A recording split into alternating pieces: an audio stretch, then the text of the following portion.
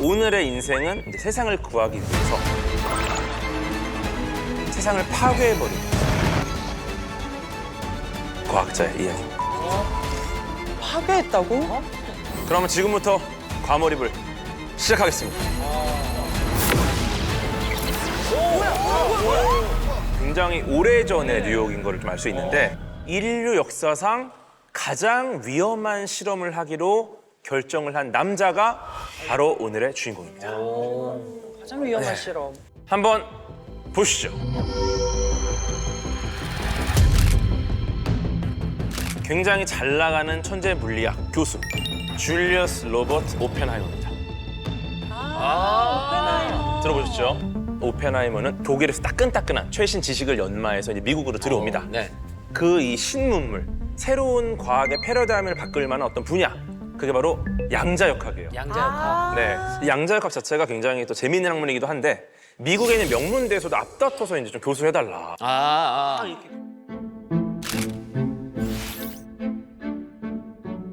그 정도로 이제 양자역학계에서 굉장히 중요한 역할을 했던 분이세요. 네. 그런데 이렇게 잘 나가던 이 뇌생남 인생에서 갑자기 이제 급브레이크 걸립니다. 오. 아주 위험한 인물이 독일에서 권력을 잡게 됩니다. 아돌프 히틀러. 나치 독일의 시대가 된 거죠. 특히나 이제 오펜하이머 같은 경우도 독일계 이민자였고 또 유대인이요. 네. 히틀러의 광기는 이제 끝을 향해 달려가는.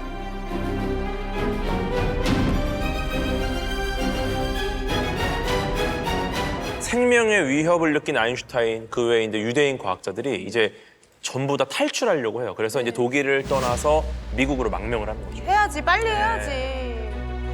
어떻게 보면은 미국이 이런 과학기술 초강대국이 된 게 히틀러 덕분이기도 하다. 다 그렇겠네요. 그 과학자들이 다 미국으로 망명을 해서. 오펜하이머 같은 경우는 본인도 유대인이다 보니까 히틀러만 생각하면 정말 너무 화가 나는 거예요. 너무 화났어.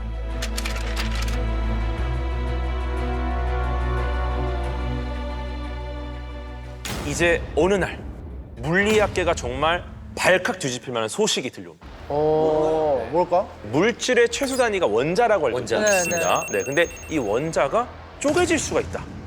라는 걸 이제 과학자들이 발견했어요. 와, 그거를 발견해냈어요. 네, 그리고 이 소식을 들은 오펜하이머는 표정이 정말 심각해집니다. 왜요?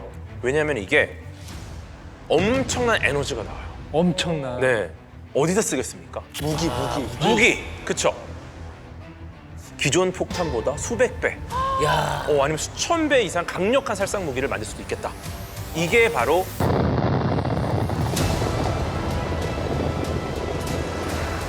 핵폭탄. 근데 이게 무서운 게 전 세계 과학자들이 이것을 알게 됐어요. 알게 됐어. 어머. 그러니까 이걸 누가 먼저 만드느냐에 따라서 굉장히 이제 위험한 상황이 인류가 된 어떻게 거예요. 될지. 근데 아니나 다를까 나치가 우라늄을 모으고 있다는 소식이 들려옵니다. 핵폭탄의 핵심 재료거든요. 어머. 그러면 준비를 하고 있었다는 거네. 그렇죠? 벌써. 네, 이제 과학자들이 가만히 있으면 안 되는 조바심 상황이었어요. 나죠. 네, 그래서 당시 루즈벨트 대통령에게 급하게 편지를 씁니다. 어머나. 아인슈타인의 서명까지 합쳐가지고. 그 편지의 내용은 그냥 간단하게 이런 거예요. 각하, 우리가 나치보다 먼저 움직여야 돼. 그리고 이 편지를 보내고 나서 네. 불과 한 달 뒤에 한 달 뒤에. 독일이 폴란드를 침공하면서 본격적인 제2차 세계대전이 시작이 됩니다. 네, 이제 야욕을 드러낸 거죠.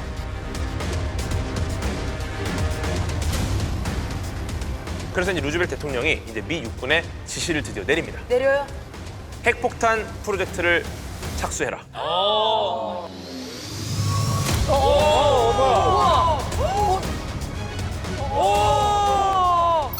너무 무서워. 이게 바로 일명 맨해튼 프로젝트가 시작이 되는 거죠.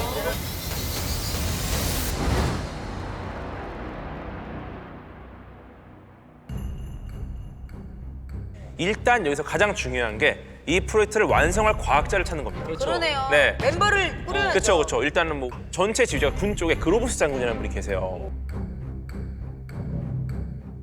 맨해튼 프로젝트의 총책임자 자리를 오펜하이머에게 제안을 해요.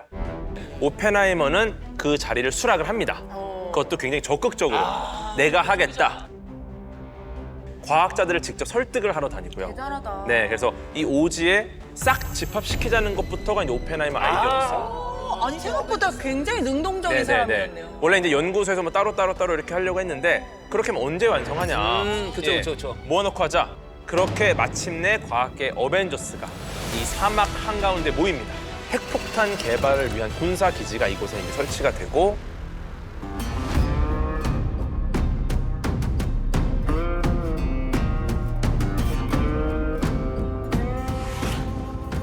어쨌든 이 황량한 곳에 이제 리차드 파인만, 뭐 텔러, 서버 이런 세계 최고 수준의 과학자들이 다 모입니다. 근데 과연 이게 언제까지냐? 핵폭탄을 완성할 때까지. 그 기약이 없네요. 기약이 없어. 언제까지 있을지 모르네요. 그래, 언제 개발할 줄 알고.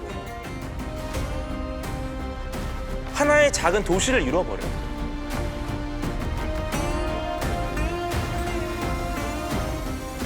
근데 국가 기밀 프로젝트니까 이제 사람들이 다 감시하고 있어요. 그리고 다 도청을 해요.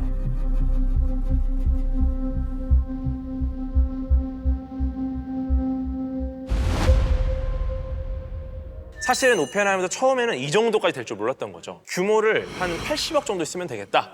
이렇게 좀 과소평가를 한 거죠. 네. 그런데 이제 하다 보니까 이게 그렇게 간단한 문제가 아닌 거예요. 아이고. 결국은 이제 60만 명이 넘는 사람이 참여를 합니다. 와, 그러면 네. 그러면은 거의 제주도민 정도. 네, 맞아요. 시야 시. 예산은 이제 초반에 예측했던 게 80억 정도인데 이제 40조 가까이. 40조? 그러니까 이게 얼마나 스트레스였어요. 부담이 이제는 이거를 성공시키지 못하면 나는 진짜 큰일 나지. 국가에 큰 피해를 끼친 역적이 되는 거죠. 근데 이제 정말 이렇게 어려운 핵폭탄 개발이 이제 정말 큰 위기를. 또? 이미 위기인 것 같은데 또요? 핵심 재료가 우라늄이었어요. 우라늄. 근데 이제 이 우라늄이 충분하게 만들기가 너무 어려운 거예요.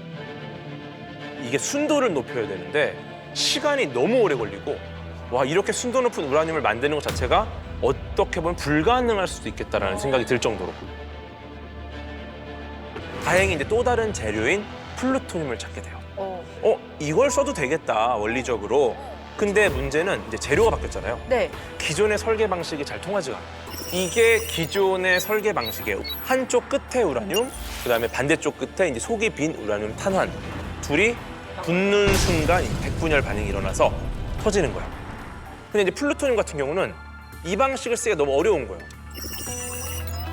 붙기 전에 먼저 분열이 일어나가지고 제대로 된 폭발을 하기 굉장히 어려워진다.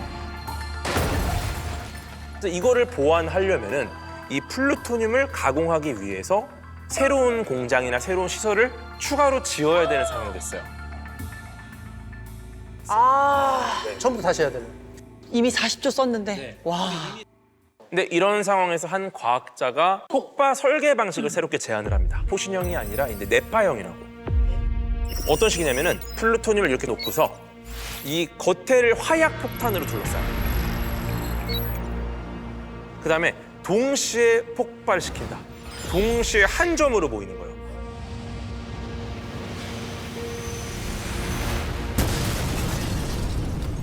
근데 이 당시에 뭐 컴퓨터가 있는 것도 아니고. 근데 이러한 계산, 과연 어떤 형태로 이 네파형을 설계해야 되는지 이런 것 자체가 전부 다 손으로 계산해요. 오로지 수기로 그냥 다. 그 예를 들어 계산하다가 5 곱하기 3은 16. 이러면 끝나는 거야. 리스크가 너무 큰데요. 그렇죠. 오펜하이머는 시간적으로 이익을 볼 수 있는 일말의 기회라도 한번 잡아보겠다. 바꾸구나. 이름하여 가젯이라고 불리고요.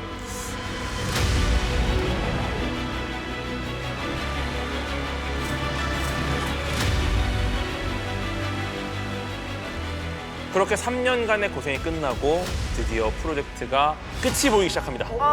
끝이 보여요? 그런데 갑자기 연구소 분위기가 심상치가 않아요. The German radio has just announced Hitler is dead. 1945년 4월 30일에 히틀러가 자살을 해요. 네. 진짜? of unconditional surrender of all German land, sea and air forces in Europe. 이 과학자들끼리도 이제 수군거리기 시작을 하는 거예요. 과학자들도 우리가 이제 이걸 만들어야 되는 당위성이 없어지지 않았냐.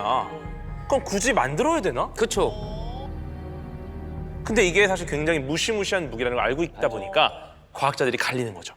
네, 그래서 자 선택의 순간입니다. 아, 이거를. 프로젝트의 완수를 앞두고 히틀러가 사망한 상황입니다. 네. 여러분이라면 어떻게 하시겠습니까?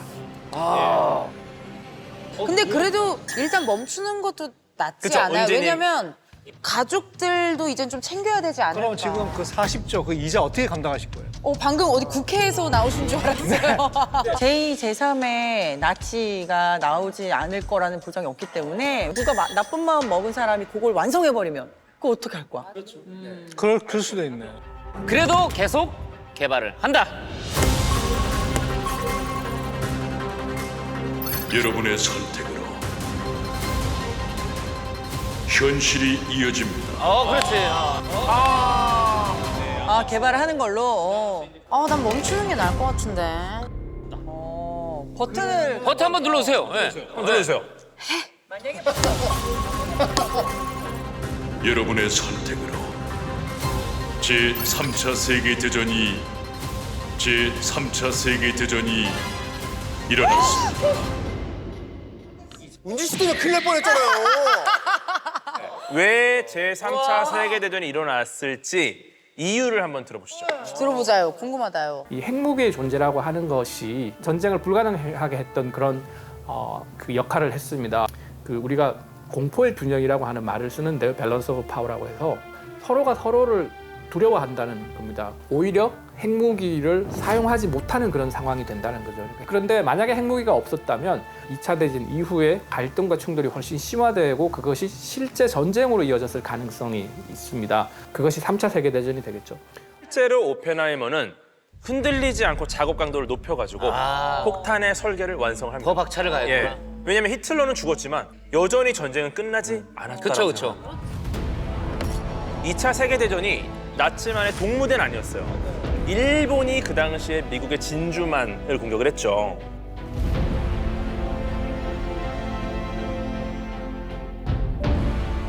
전쟁은 계속 길어지고 있었고 너무 많은 청년들이 죽어가고 있었고. 네.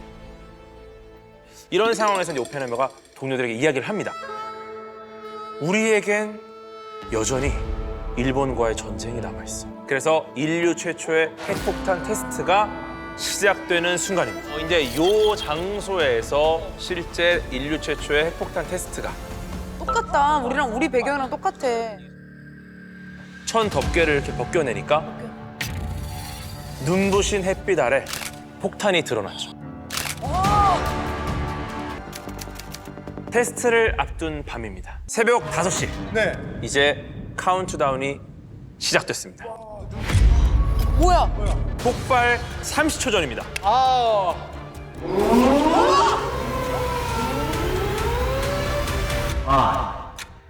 Four, three, two, one.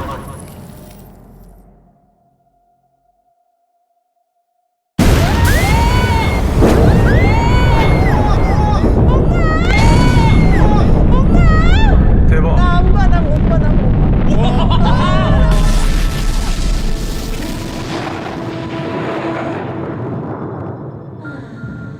이 불덩어리가 위로 뻗치면서 하늘에 이제 퍼졌고요.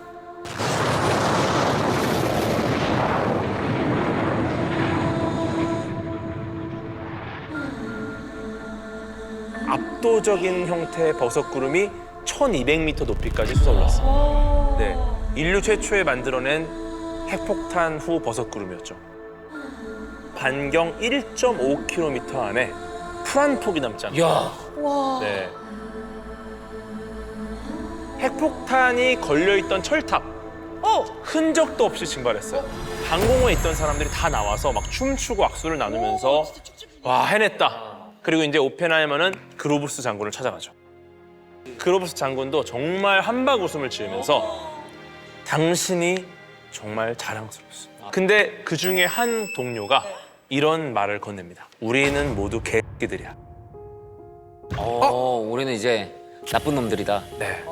성공의 기쁨에 이제 막 젖어 있다가 갑자기 딱 그 말을 듣는 순간에 그때 깨달은 거예요. 자신이 사랑하는 이 물리학, 이걸 이용해서 인류 역사상 가장 잔혹한 살상 무기를 내가 내 손으로 만들었구나. 우리가 이 연구의 끝을 보는 건 오케이. 하지만 실제 이거를 사람에게, 다른 나라에게 쓰는 거는 하지 말자. 라는 게 이제 과학자들의 선택이었어요. 설문 결과를 봤어요. 72%가 사용하지 말자. 네. 이걸 본 오펜하이머가 반대하는 동료들을 정말 신랄하게 비판을 합니다. 일본의 심리에 대해서 네가 뭘 알아? 어떻게 네가 함부로 판단할 수 있지? 일본 같은 경우가 이 당시 항복을 거부하고 계속해서 미국에 이제 자살 특공대, 가미가제를 보냈어요. 결국 트루먼이 결심을 합니다. 1945년 8월 3일 이후 날씨가 허락하는 대로 폭탄을 투하하라. 그래서 1945년 8월 6일 오전 8시 14분에 핵폭탄이 성공적으로 투하가 된 거죠. 이 소식을 가장 기다리고 있는 사람, 오펜하이머에게 이제 그로브스가 전화를 겁니다. 엄청난 폭발이 있었어. 그때 오펜하이머가 조용히 말합니다. 불발되지 않아서 다행이다. 사실은 이때만 해도 일본 같은 경우가 항복을 하지 않고 버티려고 했었어요. 네. 그래서 이제 결국 두 번째 폭탄까지 나가사키에 떨어지고 나서야 드디어 항복을 합니다.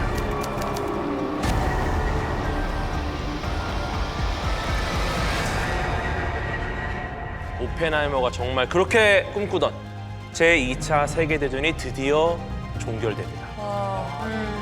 오펜하이머는 지구상에서 가장 유명한 사람이 됩니다. 신문 1면은 물론이고 잡지 표지까지 나오고 정말 언론에서 오펜하이머를 원자폭탄의 아버지라고 부르면서 거의 새로운 슈퍼히어로가 등장했다. 이런 식으로 말을 해요. 전쟁이 끝났다는 그것 때문에 이제 모두가 기쁨에 들떠 있었죠. 당시 일본이 어떤 모습이었을까요? 처참했겠죠, 진짜. 이제 오펜하이머는 히로시마를 방문한 이제 제자로부터 그 자신이 만든 핵폭탄의 참상을 전달받고 그제서야 이제 현실감을 갖게 됩니다. 네, 지독한 후회 속에서 자기 선택을 이제 합리화를 합니다. 전쟁은 불가능할 거야. 그런데 예상보다 굉장히 빠르게 소련이 핵무기를 만드는 데 성공합니다. President Truman's dramatic announcement that Russia has created an atomic explosion sends reporters racing for Flushing Meadow, where Russia's Vyshinsky. 미국과 소련이 이제 경쟁적으로 핵무기를 만들기 시작해요. 그야말로 이제 핵폭탄이 종전의 상징이 아니라 이제 냉전의 일막이 된 거죠. 그러네. 미국 정부는 이제 고민합니다. 이걸로는 안 돼. 더 파괴력이 강한 살상 무기가 있어야 된다. 네. 그리고 결국 핵폭탄의 수천 배의 위력을 가진 무기, 수소폭탄을 개발하기로 결정합니다. 수소폭탄이요? 히로시마에 투하한 폭탄의 500배 이상. 미국 정부는 이제 또 한 번 오펜하이머에게 손을 내밉니다. 근데 결국 오펜하이머는 수소폭탄 제조에 참여를 안 하게 된 거죠. 필사적으로 반대를 해요. 필사적으로 네. 반대했어요. 500명의 과학자들을 모아서 로스 앨러모스 과학자 협회를 만듭니다.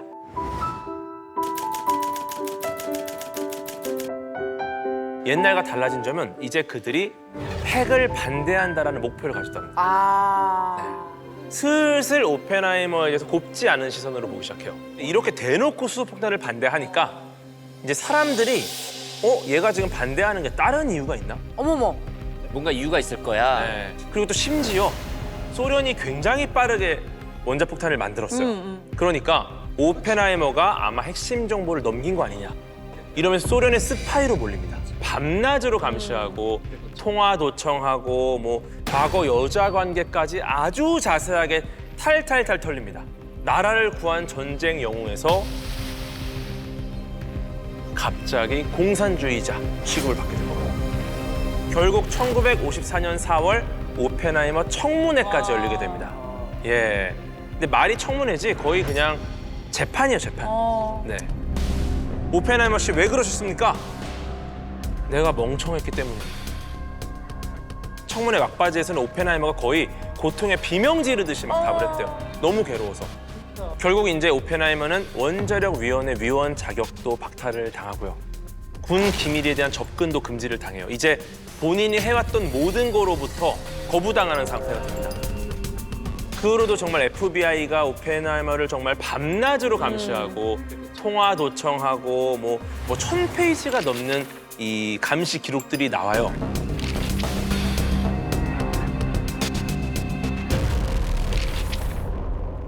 그런데도 불구하고 어디에서도 오펜하이머가 스파이라는 증거를 찾지 못했어요.